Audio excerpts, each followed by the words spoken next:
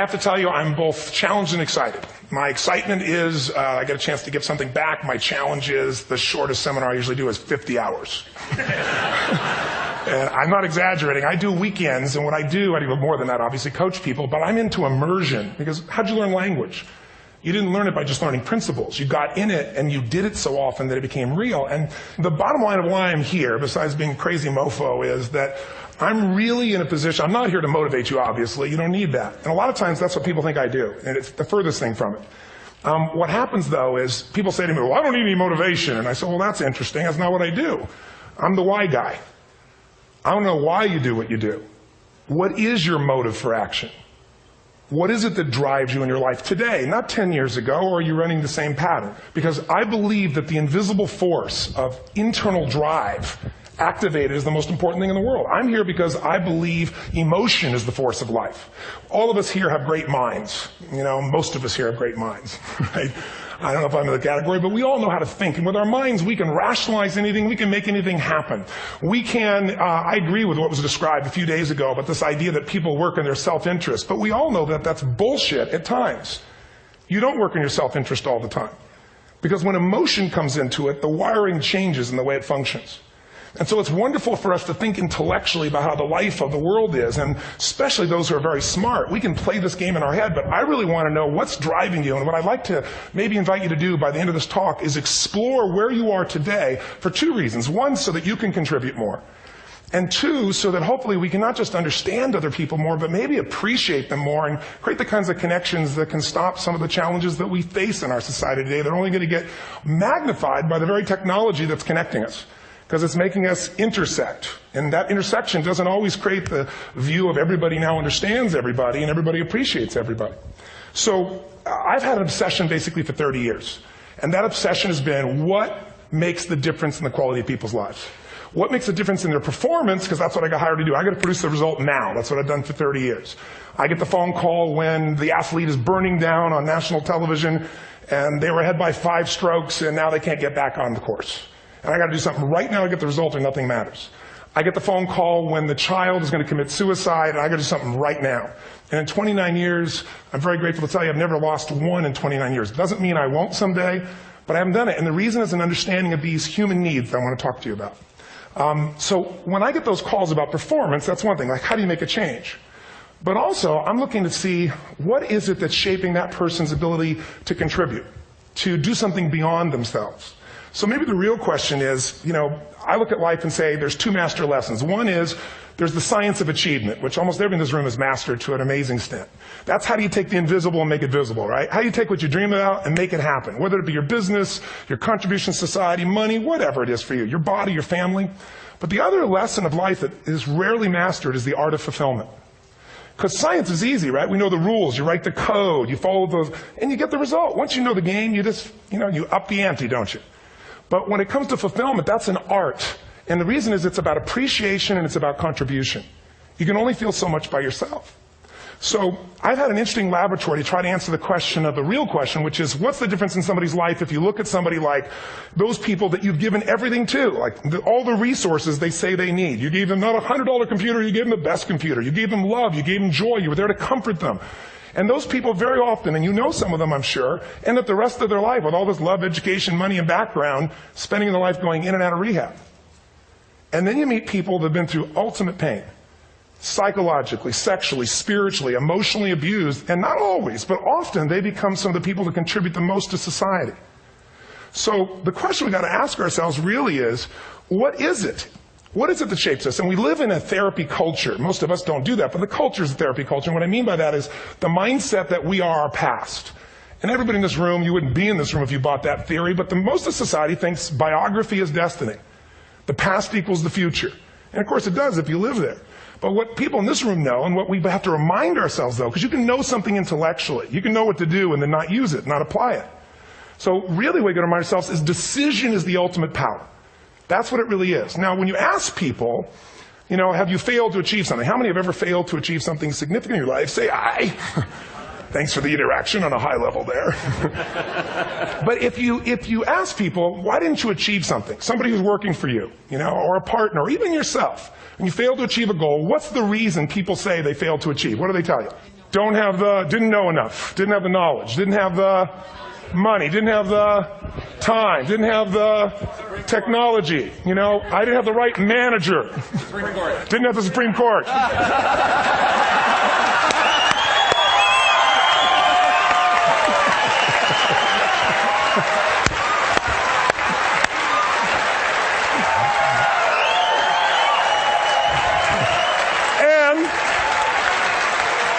And what do all those, including the Supreme Court, have in common? They are a claim to you missing resources. And they may be accurate. You may not have the money. You may not have the Supreme Court. But that is not the defining factor.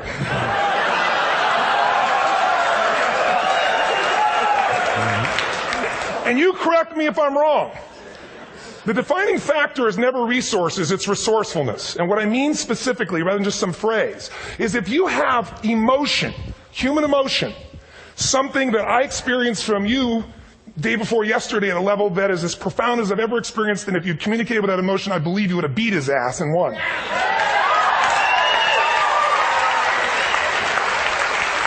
But how easy for me to tell him what he should do. Idiot, Robbins. But I know when we watched the debate at that time, there were emotions that blocked people's ability to get this man's intellect and capacity and the way they came across to some people in that day. Because I know people that wanted to vote in your direction and didn't, and I was upset. But there was emotion that was there. How many know what I'm talking about here? Say I. So emotion is it, and if we get the right emotion, we can get ourselves to do anything. We can get through it. If you're creative enough, playful enough, fun enough, can you get through to anybody, yes or no? If you don't have the money, but you're creative and determined enough, you find the way. So this is the ultimate resource, but this is not the story that people tell us, right? The story people tell us is a bunch of different stories. They tell us we don't have the resources, but ultimately, if you take a look here, flip it up if you would. They say, what are all the reasons they have in common? We said that. Next one, please. He's broken my pattern, that son of a bitch. But I appreciated the energy, I'll tell you that. What determines your resources? We said decisions shape destiny, which is my focus here. If decisions shape destiny, what determines it is 3 decisions. What are you going to focus on? Right now, you have to decide what you're going to focus on. In this second, consciously or unconsciously, the minute you decide to focus on something, you've got to give it a meaning. And whatever that meaning is produces emotion. Is this the end or the beginning? Is God punishing me or rewarding me, or is this the roll of the dice? And emotion then creates what we're going to do, or the action. So think about your own life, the decisions that have shaped your destiny. And that sounds really heavy, but in the last 5 or 10 years, 15 years, haven't there been some decisions you've made that if you made a different decision, your life would be completely different? How many can think of one, honestly? Better or worse? Say I. So the bottom line is maybe it was where to go to work, and you met the love of your life there. Maybe it was a career decision. I know the Google geniuses I saw here. I mean, I understand that their decision was to sell their technology at first. What if they made that decision versus to build their own culture? How would the world be different? How would their lives be different? Their impact. The history of our world is these decisions. When a woman stands up and says, no, I won't go to the back of the bus, she didn't just affect her life. That decision shaped our culture. Or someone standing in front of a tank. Or being in a position like Lance Armstrong and someone says to you, you've got testicular cancer. That's pretty tough for any male, especially if you ride a bike. You got it in your brain, you got it in your lungs. But what was his decision of what to focus on? Different than most people. What did it mean? It wasn't the end, it was the beginning. What am I going to do? He goes off and wins 7 championships he never won once before the cancer because he got emotional fitness, psychological strength. That's the difference in human beings that I've seen of the 3 million I've been around. Because that's about my lab. I've had 3 million people from 80 different countries that I've had a chance to interact with over the last 29 years. And after a while, patterns become obvious. You see that South America and Africa maybe connect in a certain way, right? Other people say, oh, that sounds ridiculous. It's simple. So, what shaped Lance? What shapes you? 2 invisible forces. Very quickly. 1, state. We all have had times. Have you had a time you did something and after you did it, you thought to yourself, I can't believe I said that. I can't believe I did that. That was so stupid. Who's been there? Say I. Have you ever done something after you do it? You go, that was me. Right? It wasn't your ability, it was your state. Your model of the world is what shapes you long term. Your model of the world is the filter. That's what's shaping us. That's what makes people make decisions. When we want to influence somebody, we got to know what already influences them. And it's made up of 3 parts, I believe. First, what's your target? What are you after? Which I believe it's not your desires. You can get your desires to goals. How many of you got a goal, desire, and thought, is this all there is? How many have been there? Say aye. So it's needs we have. I believe there are 6 human needs. Second, once you know what the target that's driving you is, and you uncover it for the truth, you don't form it, you uncover it. Then you find out what's your map. What's the belief systems that are telling you how to get those needs? Some people think the way to get those needs is destroy the world. Some people is to build something, create something, love someone. And then there's the fuel you pick. So very quickly, 6 needs. Let me tell you what they are. First one, certainty. Now these are not goals or desires. These are universal. Everyone needs certainty that they can avoid pain, at least be comfortable. Now how do you get it? Control everybody, develop a skill, give up, smoke a cigarette. And if you got totally certain, ironically, even though we all need that, like you're not certain about your health or your children or money, you don't think about much more. You're not sure the ceiling's going to hold up. You're going to listen to any speaker. But while we go for certainty differently, if we get total certainty, we get what? What do you feel if you're certain? You know what's going to happen, when it's going to happen, how it's going to happen. What would you feel? Bored out of your mind. So God, in her infinite wisdom, gave us a second human need, which is uncertainty. We need variety. We need surprise. How many of you here love surprises? Say aye. Bullshit. You like the surprises you want. The ones you don't want, you call problems, but you need them. So variety is important. Have you ever rented a video or a film that you've already seen? Who's done this? Get a fucking life. Right? Why are you doing it? You're certain it's good because you read it before, saw it before, but you're hoping it's been long enough you've forgotten enough there's variety. Third human need, critical, significance. We all need to feel important, special, unique. You can get it by making more money. You can do it by being more spiritual. You can do it by getting yourself in a situation where you put more tattoos and earrings in places humans don't want to know. Whatever it takes. The fastest way to do this, if you have no background, no culture, and no belief in resources or resourcefulness, is violence. If I put a gun to your head and I live in the hood, instantly I'm significant. 0 to 10, how high? 10. How certain am I you're going to respond to me? 10. How much uncertainty? Who knows what's going to happen next? Kind of exciting. Like climbing up into a cave and doing that stuff all the way down there. Total variety and uncertainty. And it's significant, isn't it? So you're willing to risk your life for it. So that's why violence has always been around and will be around unless we have a consciousness change as a species. Now you can get significance a million ways, but to be significant, you got to be unique and different. Here's what we really need. Connection and love. Fourth need. We all want it. Most people settle for connection because love's too scary. Don't want to get hurt. Who here has ever been hurt in an intimate relationship? Say aye. If you don't raise your hand, you'll have had other shit too. Come on. And you're going to get hurt again. Aren't you glad you came to this positive visit? But here's what's true. We need it. We can do it through intimacy, through friendship, through prayer, through walking in nature. If nothing else works for you, get a dog. Don't get a cat, get a dog. Because if you leave for 2 minutes, it's like you've been gone for 6 months when you show back up again 5 minutes later, right? Now, these first 4 needs, every human finds a way to meet. Even if you lie to yourself, even if you have split personalities. But the last 2 needs, the first 4 needs are called the needs of the personality, is what I call it. The last 2 are the needs of the spirit. And this is where fulfillment comes. You won't get fulfillment from the first 4. You'll figure a way, smoke, drink, do whatever, meet the first 4. But the last 2, number 5, you must grow. We all know the answer here. If you don't grow, you what? If a relationship's not growing, if a business is not growing, if you're not growing, it doesn't matter how much money you have, how many friends you have, how many people love you, you feel like hell. And the reason we grow, I believe, is so we have something to give of value. Because the 6th need is to contribute beyond ourselves. Because we all know, corny as it sounds, the secret to living is giving. We all know life's not about me, it's about we. This culture knows that. This room knows that. And it's exciting. When you see Nicholas up here talking about his $100 computer, the most passionate, exciting thing is here's a genius, but he's got a calling now. You can feel the difference in him. And it's beautiful. And that calling can touch other people. In my own life, my life was touched because when I was 11 years old, Thanksgiving, no money, no food, and we're not going to starve, but my father was totally messed up. My mom was letting him know how bad he messed up. And somebody came to the door and delivered food. My father made 3 decisions. I know what they were briefly. His focus was, this is charity. What does it mean? I'm worthless. What do I got to do? Leave my family, which he did. At the time, one of the most painful experiences of life. My 3 decisions gave me a different path. I said, focus on, there's food, what a concept. You know? Second, but this is what changed my life. This is what shaped me as a human being. Somebody's gift. I don't even know who it is. I thought, my father always said, no one gives a shit.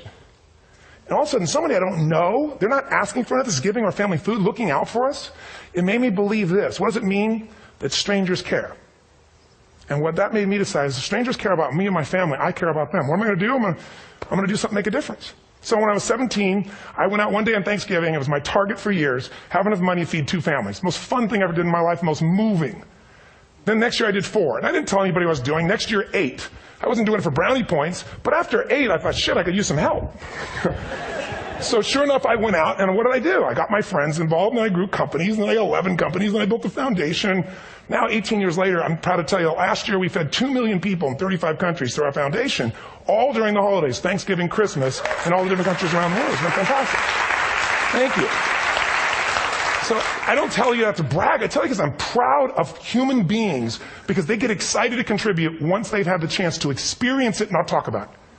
So finally, I'm about out of time, the target that shapes you, here's what's different about people. We have the same needs, but are you a certainty freak? Is that what you value most, or uncertainty?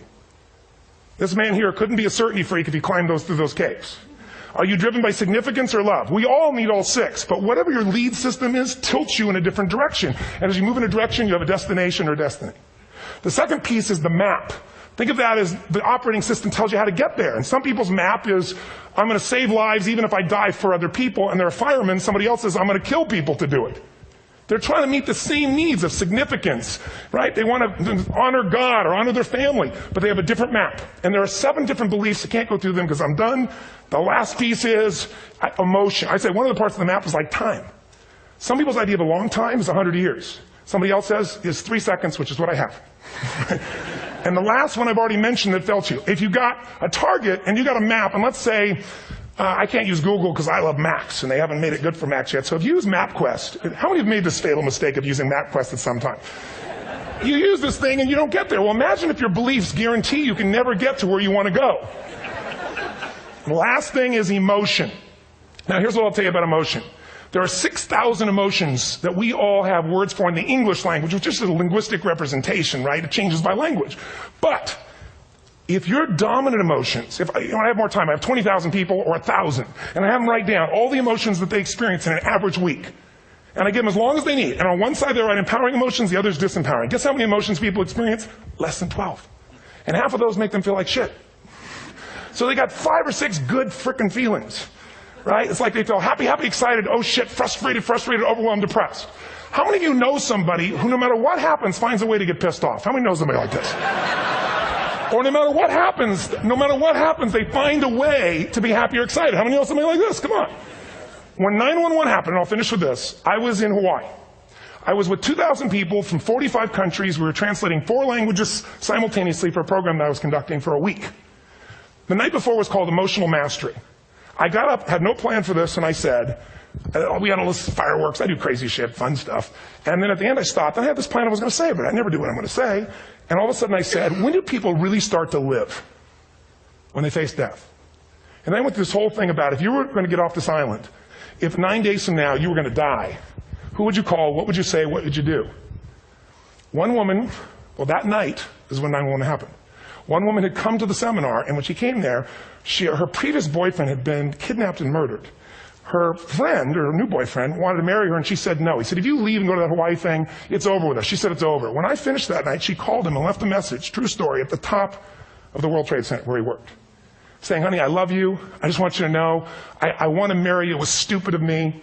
She was asleep, because it was 3 a.m. for us, when he called her back from the top and said, honey, I can't tell you what this means. He said, I don't know how to tell you this, but you give me the greatest gift because I'm going to die. And she played the recording for us in the room. She was on Larry King later. And he said, you're probably wondering how on earth this could happen to you twice. And he said, all I can say to you is, this must be God's message to you, honey. From now on, every day, give your all, love your all. Don't let anything ever stop you. She finishes, and a man stands up and he says, I'm from Pakistan. I'm a Muslim. I'd love to hold your hand and say I'm sorry, but frankly, this is retribution. I can't tell you the rest because I'm out of time.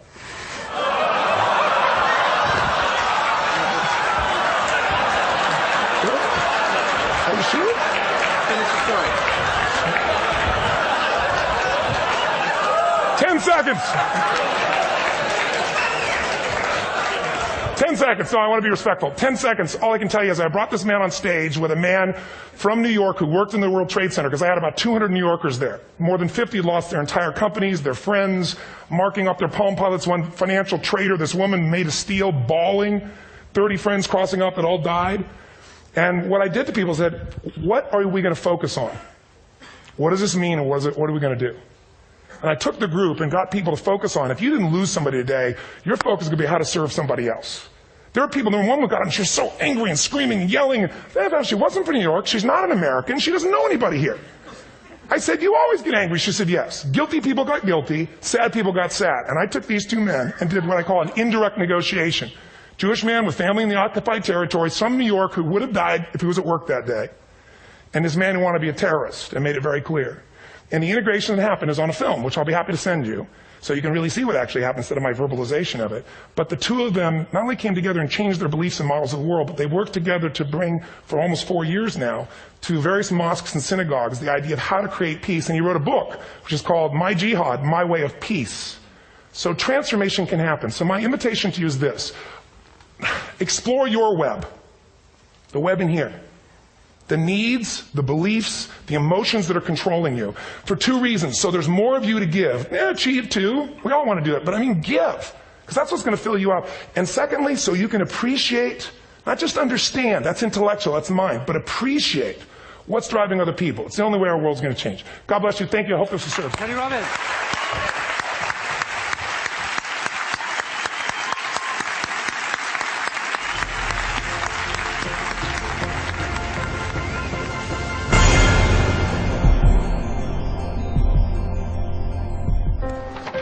What if great ideas weren't cherished?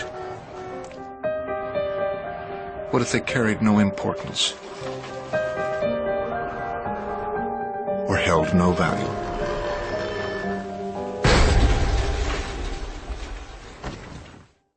There is a place where artistic vision is protected, where inspired design ideas live on to become ultimate driving machines.